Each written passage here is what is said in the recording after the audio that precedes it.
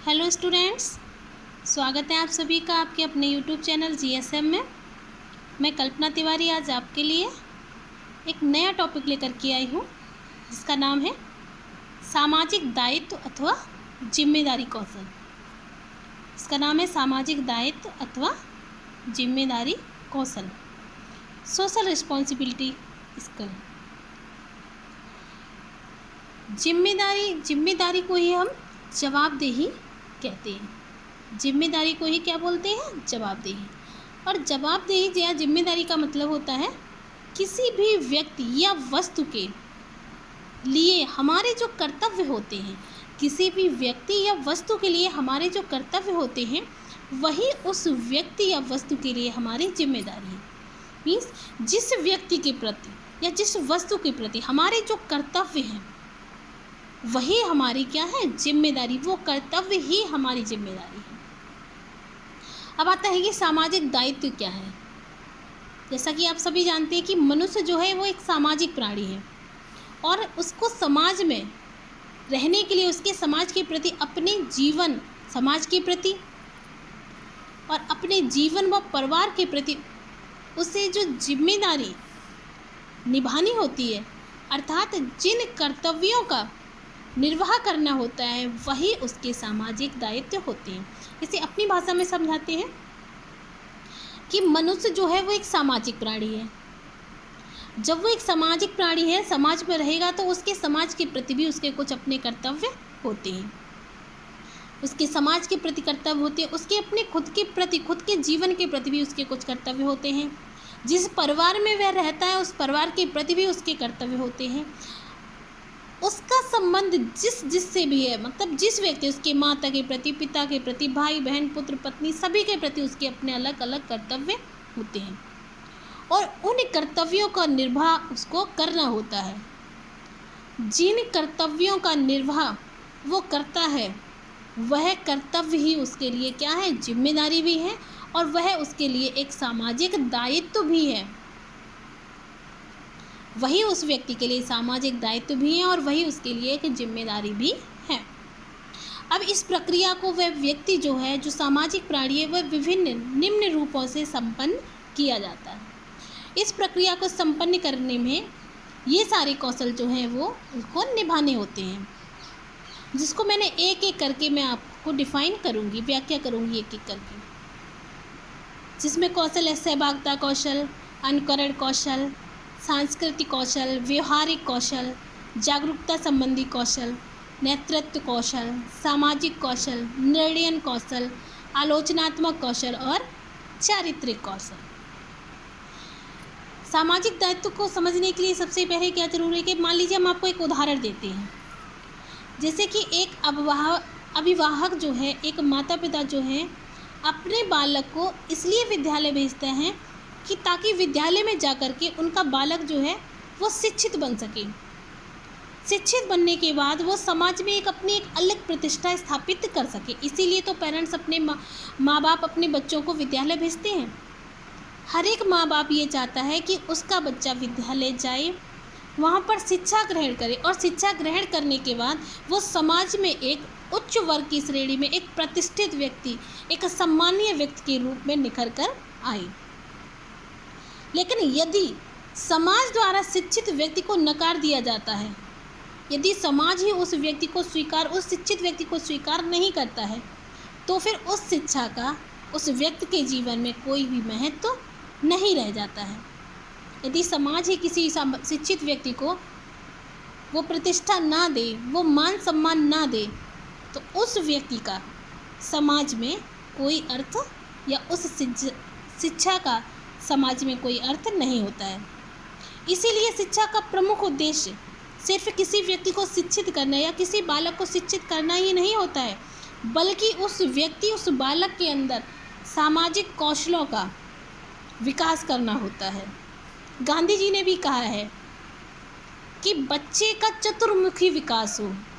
बुनियादी शिक्षा के अंतर्गत बालक का चतुर्मुखी, चारों तरफ से जिसका विकास हो, ऐसी शिक्षा होनी चाहिए। सिर्फ किताबी शिक्षा ना हो, बल्कि उसके अंदर सामाजिक दायित्व और जिम्मेदारी दोनों ही कौशल विकसित हों, उसे जीवन में प्रत्येक पग पर, प्रत्येक जगह पर अपने सामाजिक दायित्व और अपने जिम्मेदारियों का निर्वाह करना है। तो अपने सामाजिक दायित्व और जिम्मेदारियों का निर्वाह करने के लिए उसके अंदर ये विभिन्न विभिन्न प्रकार के कौशलों का विकास होना अति आवश्यक है, जिसमें मुख्य कौशल जो है वो है सहभागिता का कौशल। सबसे प्रथम जो बनता है वो है सहभागिता का कौशल। सहभागिता मतलब साथ में जिसमें भाग लिया जाए। सामाजिक कार्यों में अपनी सहभागिता का प्रदर्शन करना सहभागिता कौशल के अंतर्गत आता है। सामाजिक कार्यों में अपनी सहभागिता का प्रदर्शन करना। सामान्य रूप से देखा जाता है कि जो छोटे छोटे बालक होते हैं वो सामाजिक कार्यक्रमों में सहयोग देकर समाज में अपनी प्रतिष्ठा बनाते हैं। जो छोटे छोटे बालक होते हैं जो कि कार्य करते हैं एक दूसरे के सहयोग से, एक दूसरे के साथ कार्य करके समाज में एक अपना अलग ही प्रतिष्ठा स्थापित करते हैं। छोटे छोटे बालकों की बात हो रही है। जैसे कि सामाजिक कार्यक्रमों में सजावट में सहयोग करना, जल पिलाने में किसी का सहयोग करना, स्वच्छता रखने में सहयोग करना, ये सारी चीज़ें क्या हैं? ये आपके शिक्षित प्लस सामाजिक दायित्व की जिम्मेदारी का कौशल है, सहभागिता का कौशल है। आप जानते हैं समाज में रह करके जल पिलाना कितना बड़ा सहयोग है। अगर आप किसी व्यक्ति को जल पिलाते हैं तो ये समाज के प्रति आपका एक सहयोग और एक जिम्मेदारी भी है आपकी। इसमें क्या विकसित होता है? इसमें आपका सहभागिता मतलब आप दूसरे के साथ भाग लेकर के उसको सहयोग दे रहे हैं किसी दूसरे व्यक्ति को। शिक्षक में क्या होता है? विद्यालय में शिक्षक से छात्रों में प्रश्न पूछकर उनका सहयोग प्राप्त करना। शिक्षक क्या होता है? विद्यालय में शिक्षण कार्य में छात्रों से प्रश्न पूछता है और उनका सहयोग प्राप्त करता है। अगर शिक्षक कक्षा कक्ष के अंतर्गत शिक्षण कार्य करे और बच्चे उसका सहयोग ना करें तो वो शिक्षण कार्य जो है भली बात संभव नहीं होगा। तो वहाँ पर भी शिक्षक को छात्रों को शिक्षक, ये दोनों किस्म के अंदर सहभागिता कौशल के अंदर, जिसमें शिक्षक पूरी तरह से अपना सहभागिता देता है छात्रों के प्रति और छात्र भी अपनी पूरी सहभागिता देते हैं शिक्षक के प्रति। नेक्स्ट जो बिंदु बनता है वो है अनुकरण कौशल। नेक्स्ट बिंदु क्या बनता है? अनुकरण कौशल। अनुकरण कौशल में क्या होता है? समाज में जो बालक होते हैं अनेक कार्यों को अनुकरण करके ही सीखते हैं। किसी दूसरे व्यक्ति के माध्यम से ही उन कार्यों को वो सीखते हैं। शिक्षक को हमेशा यह प्रयास करना चाहिए कि शिक्षण के समय वह छात्रों को अधिक से अधिक सिखाने का प्रयास करें, क्योंकि जो छात्र होते हैं वो शिक्षक का ही तो अनुकरण कर रहे होते हैं। सीखने में, शिक्षा ग्रहण करने में छात्र शिक्षक का ही अनुकरण करते हैं, उससे से सीखने का प्रयास करते हैं। शिक्षक जब शिक्षण कार्य कर रहा होता है तो सारे छात्र उसकी गतिविधियों को बहुत ही ध्यान से देखते हैं, उसकी एक एक गतिविधि को व्यवहार में लाने की कोशिश करते हैं, उसका अनुकरण करते हैं, उसके बताए हुए पाठ्य जो भी होते हैं उनका अनुकरण करते हैं, उनको उसी प्रकार से पढ़ते हैं जैसे शिक्षक ने क्लास में पढ़ाया होता है कक्षा कक्ष के अंतर्गत। उसने जो भी सवाल या जो भी मेथड जैसे भी समझाया बच्चा उसी का अनुकरण करके उसे सॉल्व करने की कोशिश करता है। तो ये क्या है? अनुकरण कौशल। इसीलिए हमेशा शिक्षक को बालक से आप शब्द का प्रयोग करना चाहिए। जब शिक्षक बालक से आप का प्रयोग करेगा तो बालक भी शिक्षक से आप शब्द का ही प्रयोग करेगा। और यदि शिक्षक बालक से अपशब्द बोलेगा या गलत भाषा का प्रयोग करेगा शिक्षण कार्य में तो बच्चे तो अपने आप ही उन्हीं शब्दों का प्रयोग करने लगेंगे। शिक्षक को स्वयं स्वच्छता के साथ रहना चाहिए। जब शिक्षक स्वच्छता के साथ रहेगा तो छात्र भी उसकी स्वच्छता को देखकर अपने आप को वो भी स्वच्छ रहने के अनुकरण करेंगे।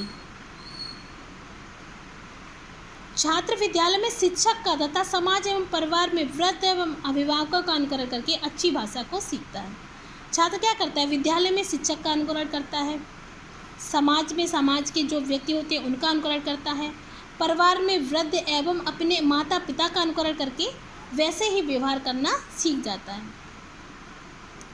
इसीलिए प्रत्येक शिक्षक को चाहिए कि वह अपने दुर्गुणों को अपने छात्रों के सामने ना आने दे, क्योंकि अगर उसका एक भी दुर्गुण किसी भी छात्र के सामने आ गया तो वह छात्र भी उसको एक अच्छा समझ करके सीखने का प्रयास करेगा, क्योंकि वह तो अपने शिक्षक का अनुकरण ही कर रहा होता है।